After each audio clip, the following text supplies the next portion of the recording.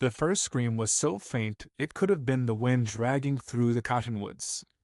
But the second, low, ragged, desperate, rolled up from beneath the floorboards. Elias Granger froze where he stood in his ranch house kitchen, a half-whittled stick still in his hand. The fire snapped in the hearth, throwing shadows across the walls, but it wasn't the fire that made his spine lock. He had lived through gunfights, stampedes, and the fever that took his wife's wife. Another cry, muffled, broken, rose from beneath the planks. Elias set down the knife slowly, boots thudding heavy as he crossed to the trapdoor. That cellar was for canned peaches and potatoes, never for voices. Lantern light spilled downward when he lifted the hatch. Dirt walls, stacked jars, and in the corner, chained by one wrist to a beam, was a woman. Her face was streaked with dust, lips cracked from thirst. Her eyes lifted to his while lips cracked from thirst. Her eyes lifted to his while Elias's stomach turned. She had been down there for days. "Please," she rasped, barely audible. "Don't shut it again." Elias crouched, voice low. "You're safe now. I'll get you out." But as he reached for the shackle, hoofbeats approached outside, slow, deliberate. The woman's eyes widened with terror. She shook her head violently, lips forming one word, hide. The lantern flame hissed out, the cellar falling into shadow. A knock came at the ranch door. Slower. Slice, Elias's heart hammered. He shut the trapdoor, leaving the woman in darkness. Whoever was outside, he couldn't risk them knowing what he'd found. The knock came again. "Evening, Granger." A man's voice, gravel thick. Elias recognized it, Ben Ketter, the hand he'd dismissed. Elias cracked the door. Ben stood with two others, eyes glinting under the brim of his hat. "You got company tonight?" Ben asked, too casually. "No," Elias said flatly. Flatly, os and tately. "Funny. We heard noises round here. Thought maybe you had a stray hog. Or something else." His eyes lingered, testing him. Elias's throat tightened. The woman's hoarse plea echoed in his head.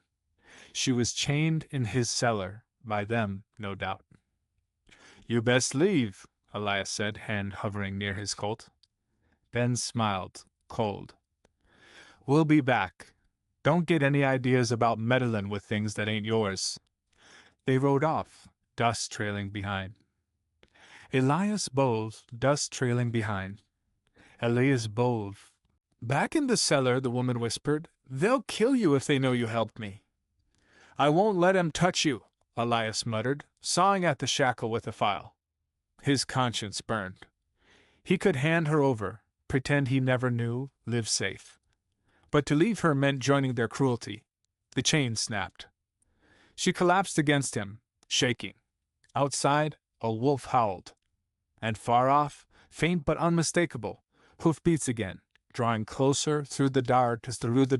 By dawn, Elias had moved the woman upstairs, hidden in a spare room. He gave her water, bread, and silence. She told him her name, Clara. She had been traveling west with her brother when men jumped their wagon. Her brother never made it out alive. They locked her here, hidden away like stolen goods. "You don't know what they'll do if they find me here," she whispered. Elias knew.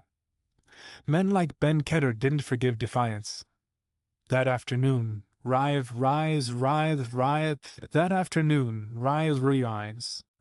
watched from the porch, thumb grazing the worn grip of his Colt. Ben dismounted, spitting tobacco into the dust. "We came for what's ours," Ben called. "You seen her?" Elias didn't blink. "Ain't seen no one." Ben's smile stretched thin. "Funny. She's a screamer.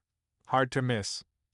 The men spread, circling the barn, the bunkhouse, the sheds. Elias's stomach tightened. Clara was upstairs, her silence hanging on a thread. One man kicked, another stomped toward the house. Elias stepped down from the porch, hand resting on his pistol. You're trespassing? Ben's gaze sharpened. Don't make this a mistake you won't crawl back from. The air crackled with dread. Hands twitched near gun belts. Boots ground in the dust. Elias's every breath felt like fire. He could either give Clara up or fight men who would burn his ranch to the ground. Then, from the upstairs window, a board creaked. Asha or Shash. Boys, he said quietly, she's here.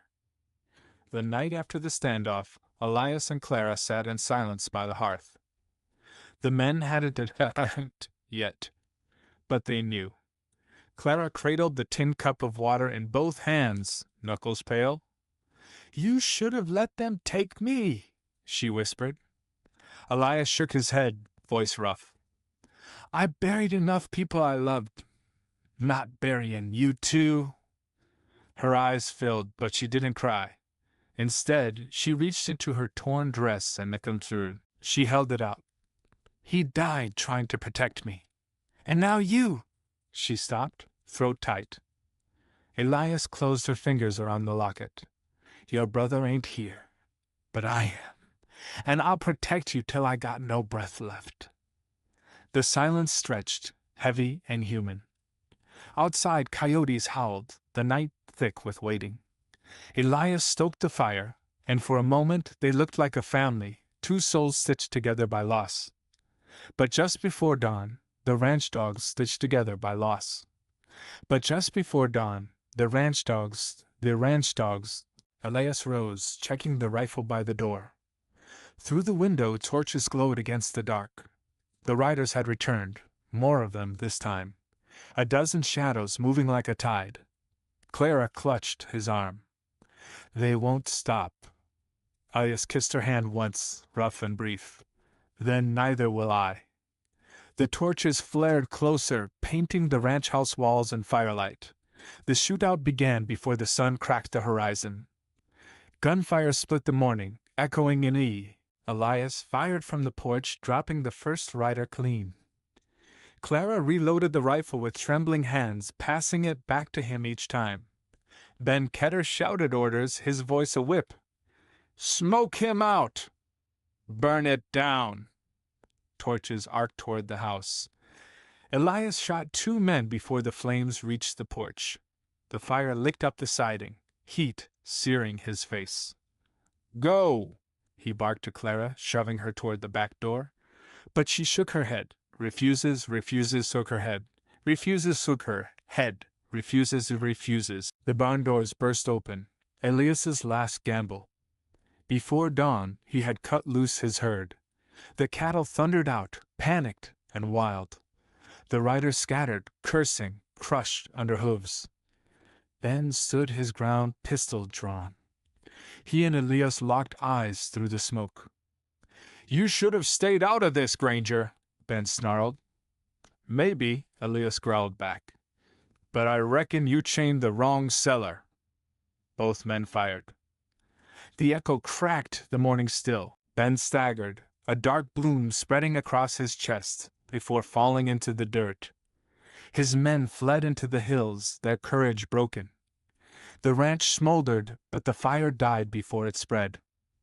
Elias slumped to the steps, rifle slipping from his hands. Clara knelt beside him, pressing her forehead against his. Both were shaking, alive, but changed. In the weeks that followed, Clara stayed. The town whispered, some mocking Elias for harboring a stranger, others calling him a fool for nearly losing his ranch. But he didn't care. One evening, as the sun bled gold over the horizon, Clara set her brother's locket on the mantel beside a faded photograph of Elias's wife and child. 2 families, lost and found, side by side. Years later, folks still spoke of that night, how Elias Granger defied a gang to save one woman, no one A. And Clara, when she told her grandchildren, always ended the story the same way. That was the night I found out what it meant to be free, and what it meant to be loved. Final shot line. Elias and Clara sit on the porch at dusk, 2 rocking chairs side by side watching the sun slip behind the cottonwoods, quiet, unbroken, and safe at last.